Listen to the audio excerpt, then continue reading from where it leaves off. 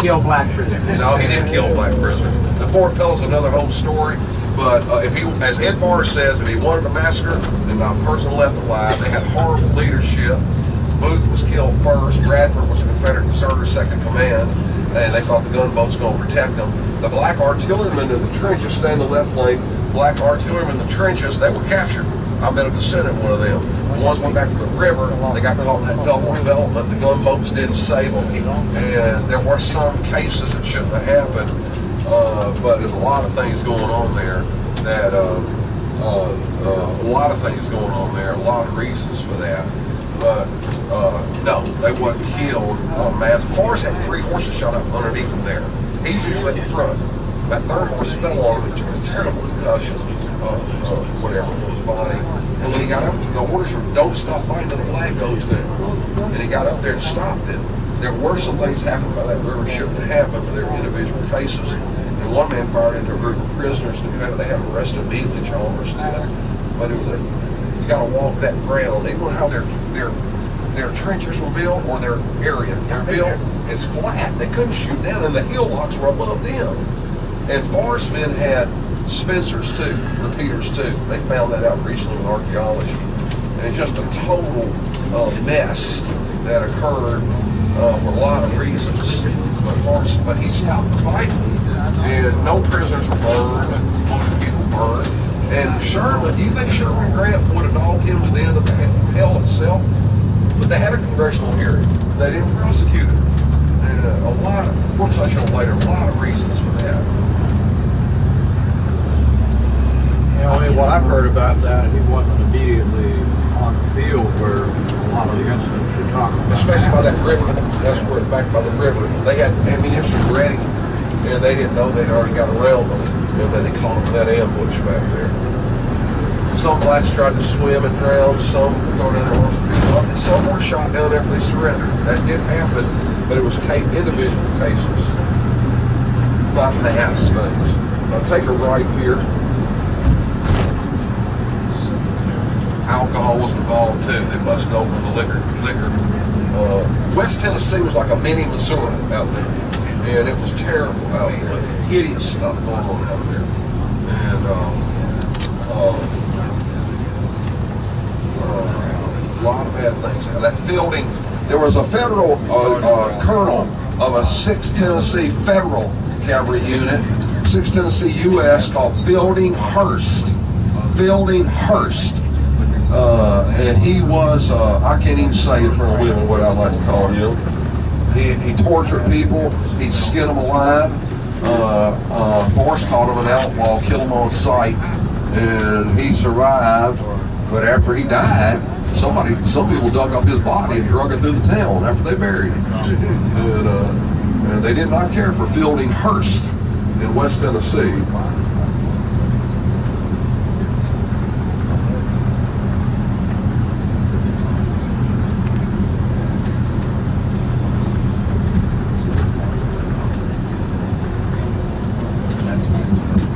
The Harpeth River, once again, is to your right. To your right, the Harpeth River. This open plain through here, I'll show you in just a moment. We're going to pull into the new entrance to the eastern flank. The governor was here yesterday. They officially cut the ribbon with this new entrance off of Louisburg Pike. There used to be a stone wall to our right along this Louisburg Pike. Now I think the entrance is right, not there, but right up there. Well, that's that fence. That wood thing.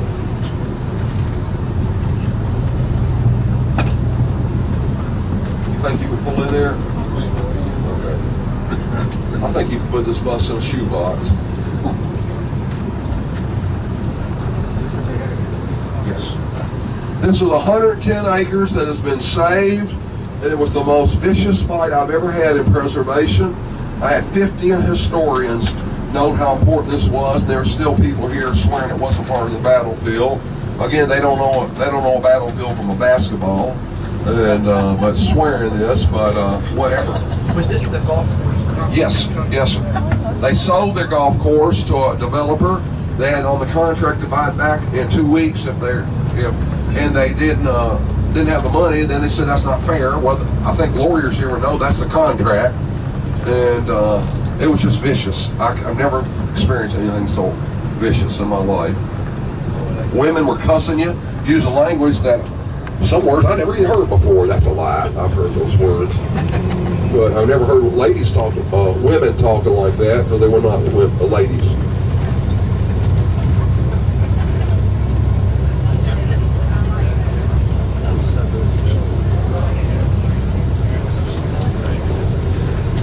I said, well, God bless you too.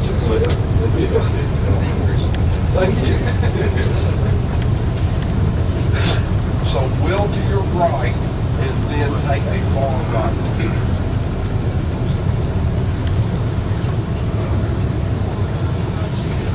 And then that right there.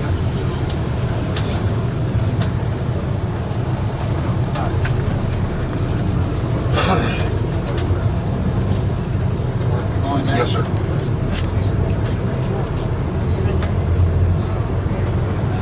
I bet around Cartwright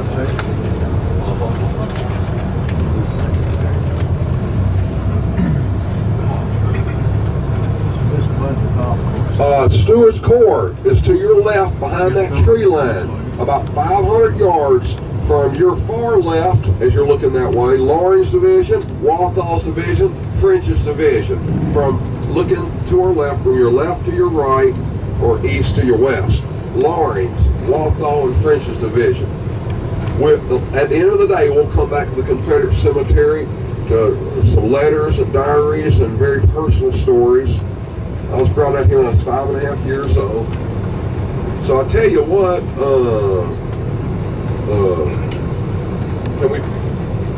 can we pull into there? Yeah. And then we'll, it doesn't matter how, we just pull into your right. Yeah. Wow, this changes something. And then maybe wheel to your right when we I pull don't in. remember doing this.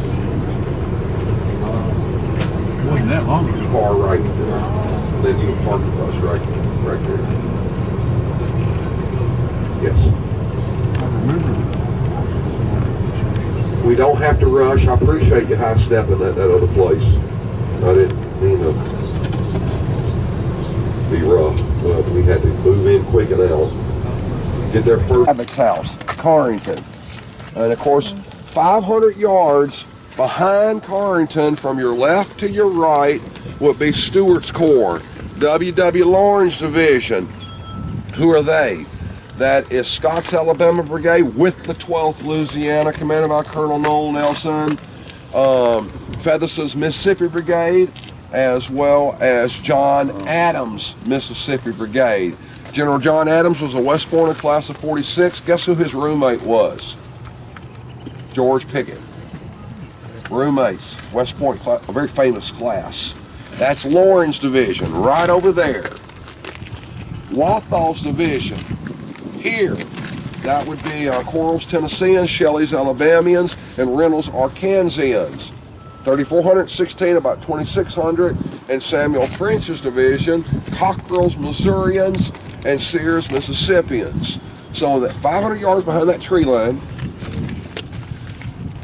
that's where Private James Gray, 1st Mississippi, says this don't look too good. Enoch and Joseph Williams, lieutenants, 40th Mississippi of Adams Brigade, both college graduates from Mississippi College, Clinton, Mississippi. There's a boy 15 years old that didn't have any shoes. Lieutenant Enoch Williams looks at him and says, "Where are your shoes?" "I don't have any." And he took off his boots. He said, "No man in my command will go into battle barefooted when I have shoes on." He took his shoes off. He's with his brother Joseph Williams, Enoch Williams and Joseph Williams. Color Sergeant James Sandlin, 35th Alabama, that's Scott's Brigade. A noble soldier, Christian gentleman, studying to be a minister when the war began. They said he never heard him utter an oath. That's really amazing in an army, then or now, you know. But he stood up in front of the men and sung an old biblical song. It's called "I Will Work Till Jesus Comes." Anybody ever heard that song? It's an older song from long ago. I met a few folks have heard it, but I memorized the first stanza. "O Lord of rest, for thee I sigh. When shall the moment come when I shall lay my armor by and dwell in peace at home. And about 45 minutes later, God called him home across the river, when no pain or suffering anymore. This is where, with Coral's Brigade, they were circling Chaplain McNally, asked them to take their belongings. Chaplain E.M. Bounds, a wonderful man with Cockrell's Missouri Brigade, a little tiny man, 5'3" or something. He marched with them, carried Bibles, and he would give sermons in the morning, break up drunken brawls at night, because they were Irish, by the way. And now he's in front of them with a Bible in his hand. Politely, gently, but firmly encourage them. Look, if you hadn't come to Christ yet, your time might be a little bit short here. A group of officers, Colonel Mike Farrell, 15th Mississippi with Adams Brigade, and Lieutenant Colonel Walter Rohr and others, they were having lunch in the late afternoon. A boy from Mississippi had family at Thompson Station, and there were death premonitions going on. And Lieutenant Colonel Walter Rohr, 22nd Mississippi, we'll see his grave later on, he said at the end of the day, he said, I do too feel that every time I see a sunset, it's my last. But I enlisted to defend my country and willing to give my life for my country, although I think the Confederacy is just about up the spout now. Colonel Mike Farrell said, he was from Ireland, 15th Mississippi. He, 3 years old, went to New York City, served in the United States Army pre-Civil War. He was a sergeant in the Army. They dismissed him for beating an officer up around the head, neck, and shoulders for disrespect. He's a North Mississippi bricklayer, and the war began, getting ready to start. He had military training. Colonel Statham tested him. He traveled around North Mississippi training companies. The Grenadier Rifles asked him to be their captain. Said he took on the cause of the South as much as any man. Colonel Mike Farrell said at that lunch, late lunch, he says, look, let's go with no qualms about it. It's the fate of a soldier. Go with no qualms about it. And that's just where Robert Ringhurst went in on crutches. I've already told you the story as well. A colonel of the 12th Louisiana, they knelt, and their chaplain, who was Catholic, gave them, don't tell me, not last rites, absolution. There, they knelt. And so these are not fresh fish, and these are not rookies, and they're not going in like sheep. They know exactly what they were going into. And this is where General Schofield from Granger could see them moving through here, and they start moving forward with the bands playing, Adams Mississippi Brigade bands playing, Cockrell's Missouri Brigade bands playing. And this is where Cox could see this moving through here, as well as the middle. We'll get back through later. And they step off, they're guided around the Carrington Mansion. Was this the battlefield? Yes. They found a 3-inch Hotchkiss shell right by the house. They found another cannonball out here. They found another 3-inch Hotchkiss shell here. And they found all kind of artifacts with that willow plunge. Who mentioned the willow plunge? The old swimming pool. You know, yeah, that was right over there. I'll show you where it was. They found tons of artifacts over there. But this is not the battlefield, as some of these people said back then. The most vicious fight I've ever had in preservation. I mean, it was vicious. Unbelievable. Doesn't matter that Ed Bars and Dr. Bud Robinson and all the great historians says it is. They disputed every one of them. Of course, me, I'm nobody. Who am I? You know, whatever.